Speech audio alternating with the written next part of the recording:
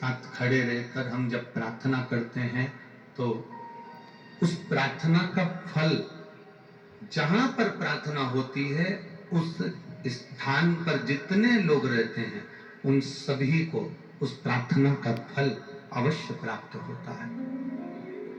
तो शिव महापुराण भी कथा यही कहती है कि जब आप लाखों की संख्या में आते हैं, आस्था चैनल के माध्यम से श्रवण करते हैं या फेसबुक यूट्यूब के माध्यम से कथा श्रवण करते हैं और एक साथ मिलकर जब पंचाक्षर मंत्र, षडाक्षर मंत्र, द्वादशाक्षर मंत्र, राम नाम कृष्ण नाम का उच्चारण करते हैं तो उसका फल संपूर्ण ब्रह्मांड को अवश्य प्राप्त होता है।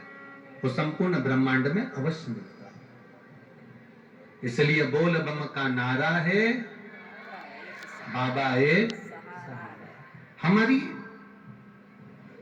पहचान हमारा स्वरूप नहीं है, हमारी पहचान हमारा चेहरा नहीं, हमारी पहचान हमारी वाणी है। हम किस वाणी से, किस तरह से किसको रिझा रहे हैं, हम अपनी वाणी के द्वारा भगवान का कितना भजन कर रहे हैं, हम वाणी के द्वारा कितना भगवत नाम का कीर्तन कर रहे हैं, हम वाणी के द्वारा कितना भगवत स्मरण कर रहे हैं, ये हमारी पहचान हमारी वाणी कहलाती है।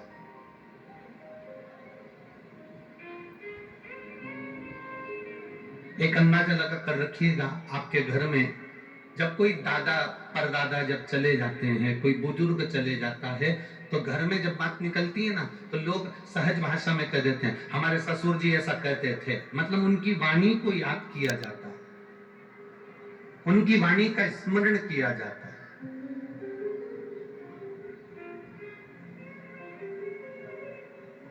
हमारी सास ऐसा कहती थी, उनकी वाणी का स्मरण किया जाता है। तो मूल हमारे यहां जो मूलता कहा गया वो वाणी मूल कही गई। इसलिए तुलसीदास जी ने अपनी वाणी में बहुत सुंदर बात कही कि कलयुग केवल नाम धारा।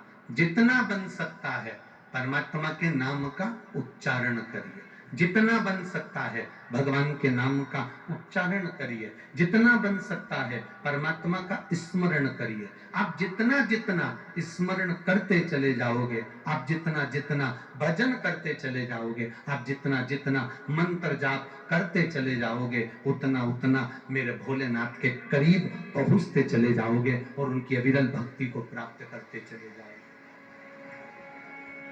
भजन चित्त हो,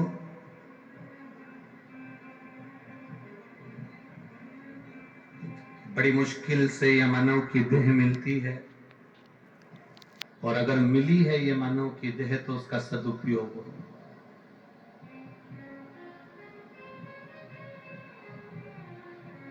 आप जितना संकीर्तन में चित्त को लगाओगे, आप जितना कीर्तन में इस मन को लगाने का प्रयास करोगे, वो उतना उतना परमात्मा की ओर खिंचता चले जाएगा। एक बात आप लोगों को पहले कथा में कही थी, स्मरण में होगी। चुंबक रस्सी से बांधकर नदी में फेंकी जाती है, गंगा जी में, यमुना जी में, सरयू जी में उसको घुमाया जाता है।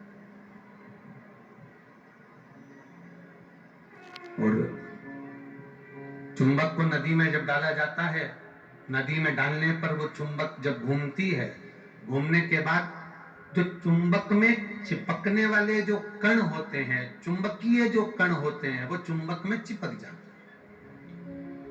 उसमें कपड़ा नहीं चिपकता, उसमें लकड़ी नहीं चिपकती। चुंबकीय जितने कण हैं, जो चुंबक से लगने वाले जितने कण हैं, चुंबक में चिपकने वाले जितने कण हैं, और चुंबकीय जितने कण हैं वो चुंबक में चिपक जाते हैं। जो चुंबकीय कण है ही नहीं,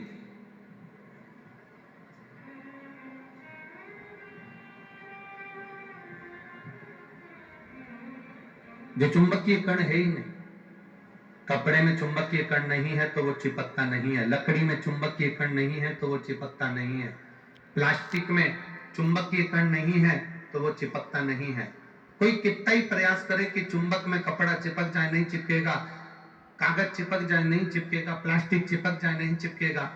उसमें लकड़ी चिपक जाए नहीं चिपकेगी, पर चुंबक में जिस चीज में चुंबकीय गुण होगा वो खींच लेगी। उसी तरह शिव महापुराण की कथा हो, भागवत कथा हो, राम कथा हो, आपके अलवर में जितनी कथा होती है, कथा में वही पहुंच पाता है जिसमें शंकर का चुंबकीय गुण होता है और वो खींचकर यहां तक पहुंच जाए।